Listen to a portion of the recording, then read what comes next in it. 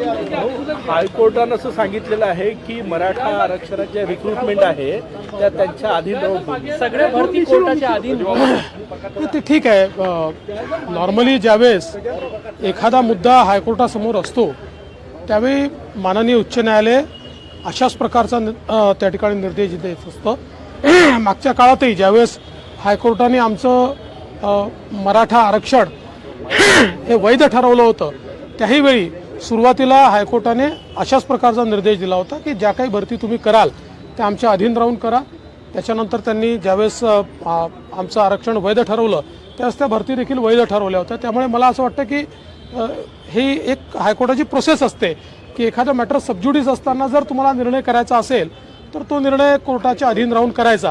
अर्थात मी अजून काय हायकोर्टाचं पूर्ण काय म्हणणं आहे ते पूर्ण ऐकलेलं नाही, पण तुम्ही जे सांगता त्याच्या आधारावर आणि माझा जो अनुभव आहे एक या क्षेत्रात काम करत असताना त्याच्या आधारावर मी तुम्हाला सांगतो. हो, जागा वाटप कधीपर्यंत जाहीर होईल सगळ्यांची प्रतीक्षा आहे आणि कसं असेल फॉर्म्युला नेमका त्याची वाट बघा, लवकरच तुम्हाला कळेल. अधिकृतरित्या तुम्हाला आम्ही सांगू.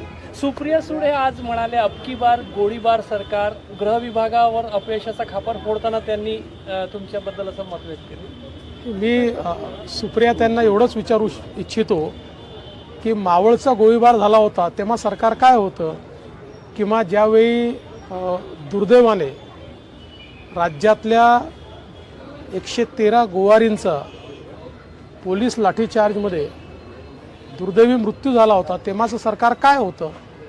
ठीक आहे, सुप्रियाताई सध्या मला असं वाटतं की एका विरोधी पक्षाच्या मोडमध्ये त्या ठिकाणी आहेत, त्यामुळे त्या रोज अशा स्टेटमेंट करतायत. फार गांभीर्याने घेण्याचं कारण नाही. राहुल गडकरीजींचं नाव पहिल्या यादीत नसल्यामुळे उद्धव ठाकरे काय बोलले की आम्ही आमच्या पक्षात घेतो त्यांना मंत्रिपद देतो. त्यांनी अहंकाराला लाथ मारून आमच्याकडे यावं. असं आहे, ज्या पक्षाचा बँडबाजा वाजला आहे त्या पक्षाच्या अध्यक्षांनी गडकरीजींसारख्या राष्ट्रीय नेत्यांना ही ऑफर देणं म्हणजे एखाद्या गल्लीतल्या व्यक्तीने मी आता तुम्हाला अमेरिकेचा राष्ट्रपती बनवतो तुम्ही माझ्याकडे या असं सांगण्यासारखं आहे.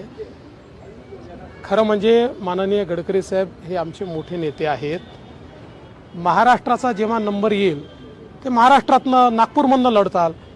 ज्यावेळेस पहिली यादी झाली त्यावेळी महाराष्ट्रात आमची जी महायुती आहे त्याचा निर्णय झालेला नसल्यामुळे महाराष्ट्राच्या जागांवर त्या ठिकाणी आम्ही चर्चा केली नाही.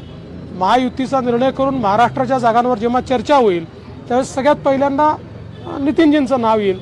त्यामुळे मला असं वाटतं की हे जे काही या ठिकाणी स्वतःला मोठं दाखवण्याचा प्रयत्न उद्धवजी जे करतायत त्यांचं हसं होत आहे.